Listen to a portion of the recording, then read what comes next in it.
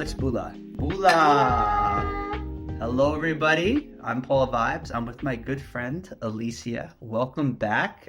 It's been some time. Yes. I was actually one of your first guests on the first season of your podcast. Yes. So I'm honored to be in the second season on your Paulcast. Paulcast, VibeCast, whatever you want to call it. It's just the name, and Alicia, wow, I don't even know where to start. I feel like these last few years have been there's a lot to talk about. And just seeing your journey and our journey and the friend group we've had and how it intertwined and changes over the years, and to see where we've gone in our adventures and the community has gone. It's really cool to kind of watch, right?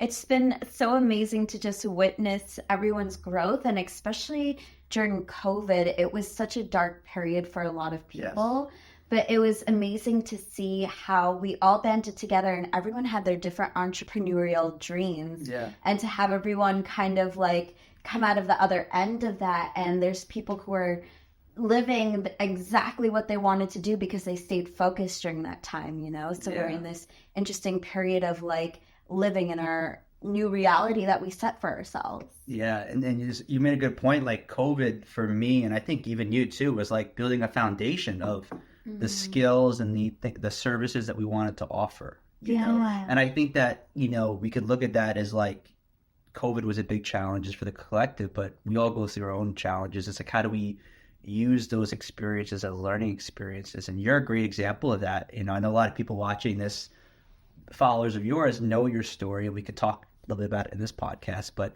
you wouldn't be who you are if it wasn't for all that stuff. Exactly. Yeah. And they say COVID was actually a collective trauma that we all experienced. So it was interesting as we're, years after that, everyone has that trauma, no matter where you're from in the world. Everyone has that thing that they had to do their own healing for, and it also unites us and connects us on some level, I like that. Something that's coming to me now as I'm talking to you, and this is not scripted. We didn't even literally go over topics. We are just naturally just like really close friends, and we just wanted to just make up, do a podcast together and see where it goes. But something that's coming to me is like someone on their spiritual path who might be, going through a challenge, or going through a spiritual awakening. I know you could relate to that, in your younger years especially. What is something you would like to say, or what is some guidance you like to give to somebody who is going through a tough time? I would say, especially during my darkest moments of life, it felt like I couldn't see where I was being led to, like it feels like you're at such a dead end in your life, but you don't know that dead end is actually a mountain that you're climbing and that you're about to go uphill to this beautiful space. Like I feel like God, the universe, whatever you believe in, sends us challenges so that we can become a greater version of ourselves, so that when we step into the period where our dreams actually come true, that we are built to face the challenges that also comes with that. Because even, for example, me, like sometimes people just see me as successful and they're like, oh, you're just doing this and you're doing this and you're traveling and you're getting to do all this amazing stuff, right? And it's so easy. But there's actually a lot of intensive things that are always happening in my life. And it's because of the resiliency that I built up from my earlier years that allows me to face the challenges and just operate on a different level daily that has prepared me for this life that I'm living now. Yeah, beautifully said. And I could definitely relate to that. People see what I do at the events, and then I know people who mutual friends that see you, and they think that it's so easy, or they think that it's like they don't know all the hard work that you've put into what you do. Yeah, and even with yourself too, like I remember when you first started hosting the events and they were on a much smaller scale, and it was just like a few friends gathering together and things like that. And we started, doing VibeFest and building the community. But now it's like a grander scale where you're like literally planning on doing festivals. You're doing huge things. Yeah. And there's so much logistics involved with that if you didn't start where you did and you were just given that opportunity, like, hey, do this huge festival. Like, you wouldn't know the exact things to do and all of the challenges along that way. But because you had to build yourself up, it's like you're learning along the way, which allows you to become this version of yourself where you can hold that space and where you can like execute this level of thing, you know? Yeah, and I appreciate you saying that. And it's definitely been quite the journey, you know. And like I said off camera, to our good friend here, Chris, he does all the behind the scenes work and helping us editing and getting ready. Like I was telling him, like, you know, it's been an up and down journey these last few years, and seeing how much we've grown. And not everyone sees that, you know. I think that people look at social media, and I'd like to talk to you about that because I know you're very active in social media. People compare themselves, and they think that people were just given those, you know, for you, for example, you do a lot of traveling, which we're going to talk about.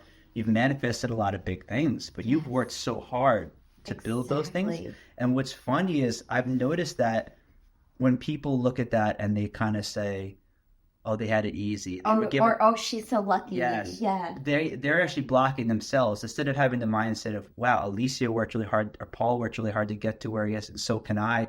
They have the mindset of, oh, I can't get that. It wasn't fair. And then they're blocking themselves instead of being like, wow, I want to learn from people like Alicia or Paul and help and support them and see how this synergy and collaboration, they kind of block themselves. Well, that's something that I've realized. Yeah, 100%. And I can totally resonate with that, because sometimes I'll get people like, oh my God, like you must have been like so fortunate and like always been traveling and all of this stuff. But I actually come from a background where I'm a first generation American, and my parents were from Guyana, which is a third world country. And I'm fortunate that I grew up here in America, but there were certain disadvantages that I had in some ways by being a first generation American. And I had to figure out a lot of things on my own, and especially taking the route of being an entrepreneur rather than a 9-to-5 job. There's not that many resources out there. And I would literally be on the computer researching so late at night, doing all of this stuff, and people would literally tell me, Alicia, go to sleep, you're crazy, like don't do this, don't do that. But I was so focused on what I had to do, like I felt the energy of it, and I knew that I was creating. And those, it's funny because those same people that were like, oh, just go to sleep, whatever, they're like, how did she do this, you know? And I feel like at the end of the day, if you have a mission and a goal, your inherent nature knows how to achieve that. And sometimes we become fearful of that thing, of that dream, and we block ourselves from manifesting it. Very well said. Yeah, I think you're absolutely. I think we do block ourselves a lot of the time because of fear or anxiety or past traumas that we've experienced. Yeah, definitely. And I feel like one of the major keys in this route to success, or this route to becoming who you desire to be, because success can be in multiple different ways, right? You could have spiritual success where it's just like, you know, you find your inner peace and you're just in a meditative state. And success for everyone isn't like, okay, I'm going to make millions of dollars and, you know, do this, you know. Success is being the happiest version of yourself in your most aligned reality. So essentially what that means is coming to a place in your life where you feel at ease, where you feel like this is where you're supposed to be, you feel like you're living in your purpose, you feel like settled in a way. And for me, ever since I was younger, I always dreamed of traveling the world and doing something online. Like even before, like this was a huge thing with COVID, like working remotely, that was always my dream.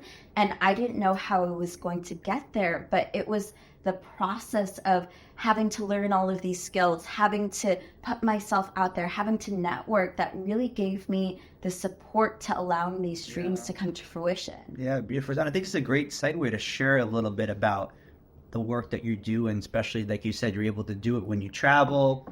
You know, this is the life that you manifested. I would love for you to share a little bit about what you offer. Yeah. So one thing is, like, I feel like a lot of people take the word manifestation wrong, where they're like, okay, this is what I want and the universe is just going to give it to me. But what I've learned through this journey is that manifestation is actually about having a dream, a goal, a vision, and then taking aligned action to get to where you desire.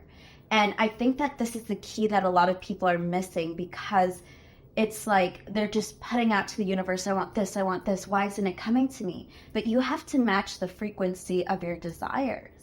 So for myself, I basically, my steps of aligned action, it was such an interesting journey because I actually started working in politics first. And this was like a world where I was required to learn so many different skills. But at the same time, I realized that that wasn't exactly the direct world that I wanted to be in. But it was all of the skills that I learned that I still utilize to this day. But even more than that, it kind of taught me the work discipline, where it was like, if I want this thing, I have to work extremely hard and I have to like put in the extra hours in order to make this happen. So in my journey of developing my business, I really learned to trust my intuition to guide me along the way, but I also took the opportunity to, sometimes I didn't know where I was going, but I would still stay consistent with the action. So a lot of the things that I did to help me build my business was, one, going on YouTube and just researching all of these different things and just learning. I'm like, how do I build websites? That was like one of my things. The other thing was seeking out mentorship, and actually I worked with a number of mentors to really help myself develop psychically. One of my main mentors is Lynn Laborde, who is the owner of Soul Mastery University. And when I started connecting with her, she had a small sanctuary in Huntington, New York, and was just hosting like little events here and there. And then from COVID, we had to like shut our doors, and then we went fully online. And now she's built this online empire internationally, doing all of this soul work for people. And it was all of the skills that I have learned over the years that helped me to build and grow these organizations. And I'm working for other amazing organizations now, like the Float Place, that basically helping them to further their message. But it was because I had to go through this almost initiation of like, I have to learn all of these different skills. Now I'm able to help everyone else. And now I'm able to really stand in my truth, stand in my purpose, and let this light shine, and live in this reality where I am able to work and travel. Hello, everybody. Thank you for watching VibeCast. We just want to take a quick moment to thank some of the really special sponsors that made season 1 possible. Over here, we have Kozar, which is a really beautiful nasal inhaler that's made from all natural and organic ingredients. Really helps to open your pathways. They make some for pain relief, some for energy, some for focus, and even some essential oil blends in there that actually help you relax and sleep. We have I Am Healing Nature. They have some amazing herb and tea blends that can help your body fight whatever you're going through, especially during the winter time. They also have some great energy blends and detoxing blends. Over here, we have STEM Social, another great sponsor. They have some amazing blends that can help you with endurance, focus, energy. If you're interested in learning more about mushrooms in any way, we highly recommend that you check them out. We also have Roots Kava Bar in Port Jefferson. If you're looking for a setting to socialize and connect with people in the wellness community and you're not interested in going to a typical bar, they offer some amazing alternatives like kava, which can help you relax without being hungover and intoxicated. And it's also a great community hub to meet some really beautiful people. We want to thank you again to all the people watching the podcast. Thank you to our sponsors. Now back to the podcast. Yeah, I like what you said about your experiences in politics, because knowing you and we talk about networking and collaborating, and I feel like you are really good at that. You're good at finding middle ground and always finding an opportunity to connect with people. Yes. And I think so often in today's world, we're so picky with who we want to connect with. And I think you're really good at creating a bridge between different communities. Yes, definitely. And I think creating a bridge is so important. Yeah, and you've been really good at that. Talk to us a little bit about your experiences in politics and how that taught you to improve maybe your social skills, your collaboration, because I think a lot of people might look at that and be kind of scared of politics and the atmosphere. So when I actually began my work journey, I was actually 17 years old, and not a lot of people know this about me, and I think I shared this with you, but I was actually working at a bar when I was 17 years old. And this was one of my first work experiences, but it was somewhere that I really didn't want to work, but I felt like I had to because of difficult situations that I was going through financially. So I was working in this place and I was so young. And there was this one politician who hosted a fundraiser at the bar that I was at. And he immediately recognized my skills. He came up to me, he was like, wow, you were so amazing with greeting everyone, and just the way that you were, like, you're amazing, I want you to work for me. And I was actually so self-conscious that I said no to him. And the following week there was an event at my school, and I was part of the debate club, actually, Model United Nations. And this was a huge way that I first began to grow my skill set of public speaking, of even learning about international issues and traveling. So there was an event where I had to do a speech in front of the stage. And I went up there and I did this speech. And from that moment, I had already been practicing for this for years, you know? And I did this speech and I came off the stage. And as soon as I came off the stage, that same politician was there and he handed me his business card. And he was like, I remember you from the bar. You're too young to be working there, first of all. Second of all, you're way too skilled to be working there as well. And he was like, I see how you present yourself. I see that you have so much potential. I want you to really step into this. And, as the universe would have it, I really decided that, I deserve better in my life. And it also allowed me to step into this place of confidence. So when I began working in politics, one of the reasons why I even wanted to work in politics was because I wanted to make a difference. And I saw that this particular person I was working for, his name is Carrie Salage, and he actually was doing a lot of positive philanthropy initiatives for the community and things like that. So I was actually really excited to get involved. And I think a lot of people are put off from politics because of all of the fighting, all of this, all of that. But at the end of the day, a lot of politicians actually receive resources as well that do good things for the community. So we did turkey drives, back to school drives. And in doing all of this, I learned how to organize community through basically digital marketing. So I went to school that following year in college for communications, marketing, and politics. And it was all of that journey was teaching me and preparing me for the things that I would do later on. And what I realized actually working in politics was that there's a lot of misconceptions that there's just pure evilness and this, but a lot of local politicians especially are doing good things for the community, and it's good to get involved. But at the end of the day too, there was also other things, in general going on that made certain things difficult to accomplish and achieve.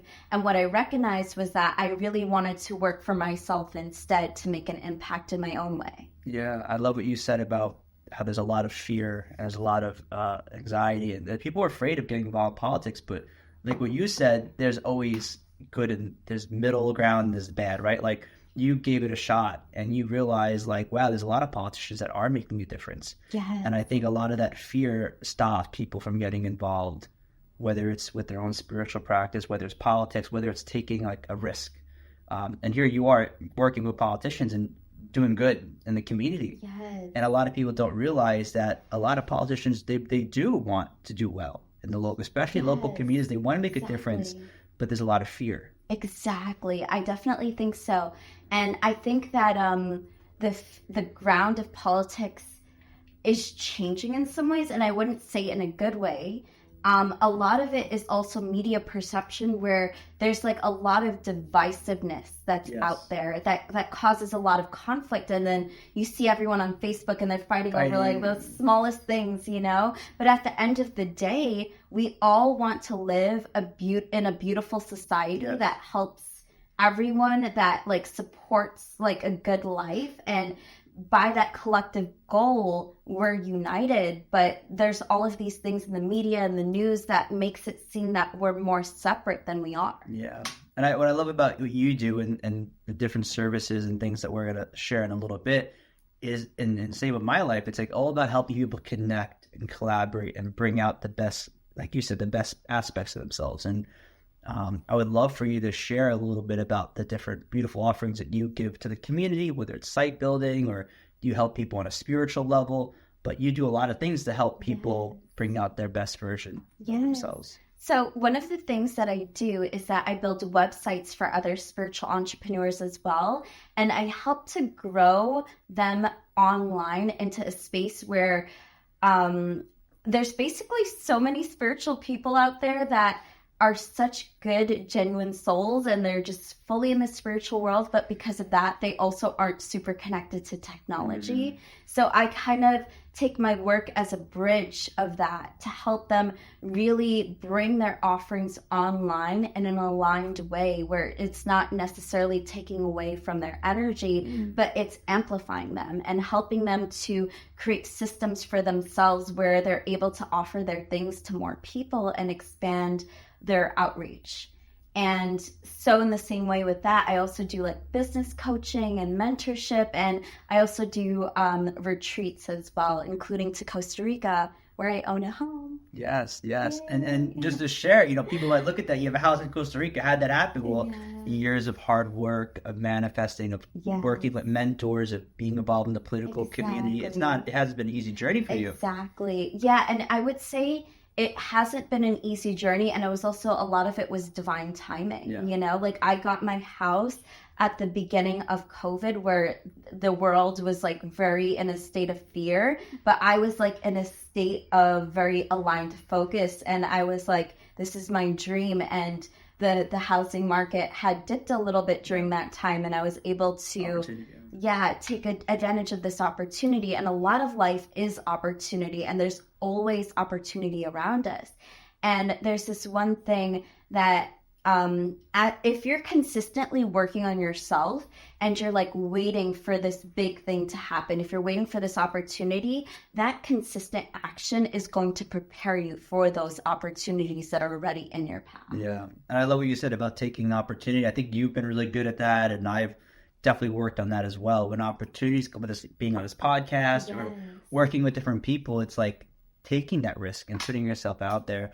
And I also love what you said too about helping your clients reach more people, because not everyone is into the podcast or into social media or building websites, but you help people build a platform, whether it's building websites or working one-on-one, helping them kind of map out their services, like as a business coach, entrepreneur coach. Exactly. And you help them kind of figure out, okay, what are the offerings? How can you market this to your community and therefore make a bigger impact? Exactly. In the community. Exactly. So, where are ways that people can connect with you? Where you're the most active? Instagram? Yes, right? I'm the most active on Instagram, and that's at Alicia Munian. You could also find me on Facebook. I also have 2 websites.